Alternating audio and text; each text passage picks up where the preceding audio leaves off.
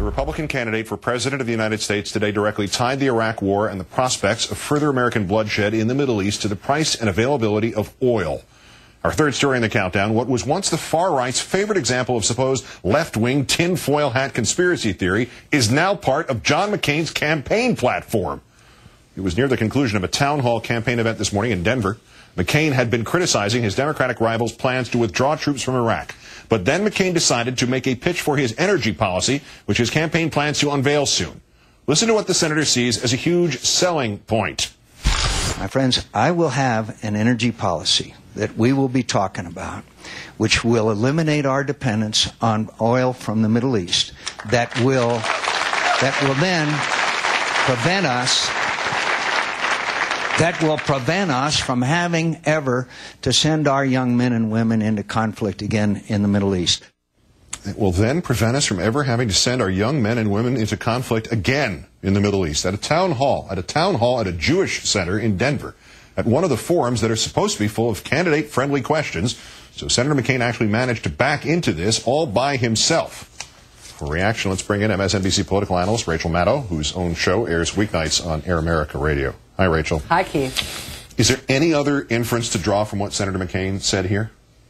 I bent over backwards. I've been thinking about this since I heard about it, and I have come up with a way. Yeah. I have come up with a way this could make sense if what he meant was that his energy policy will result in us not having enough fuel to put in our vehicles to get our troops to the Middle East. Then he could have not been talking about what we think he was talking about. I don't think that's the case, but that's as close as I could get. Well, astoundingly, his people then screwed up the excuse, the rationalization. His press secretary went to reporters and said, no. He's not talking about Iraq. He was talking about the first Gulf War, which was to some degree had something to do with gas.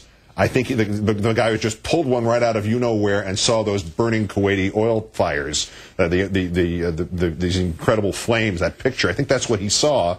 And then McCain was asked directly, when you said this, were you thinking about the first Gulf War? And he answered, no. Right. So now we've eliminated the only other vague possibility in this, right? The press spokesperson actually said what Senator McCain meant was that it was the first Gulf War. And McCain said, yes, I meant it was the first Gulf War. And the press spokesperson said, it was the first Gulf War that was about oil. And McCain said, no, the first Gulf War was actually about Saddam invading Kuwait. And then he backed off that again further and said, no, I wasn't thinking about that at all. So the press corps has not been enthusiastic about following up on John McCain gaffes.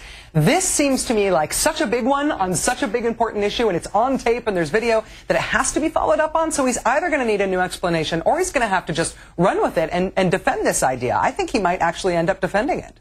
Well, I mean, this raises the point that Cheney and Bush have used recently, oil, the price of oil, the idea of al-Qaeda getting a hold of the control of oil as a justification for staying in Iraq. And then that brings you this to McCain.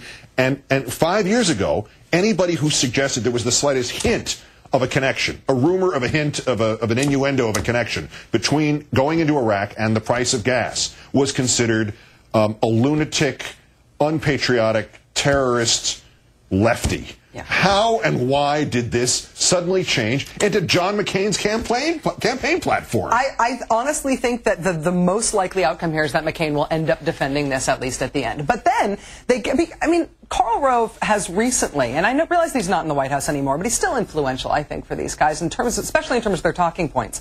He has recently raised the prospect of $200 a barrel oil if we leave Iraq. Mm-hmm. So they are explicitly willing to tie oil and gas prices to what's going on with that conflict and what our troops are doing. The problem is, though, if you actually make the case to the American people that we are there for oil, well, we've spent $1 trillion.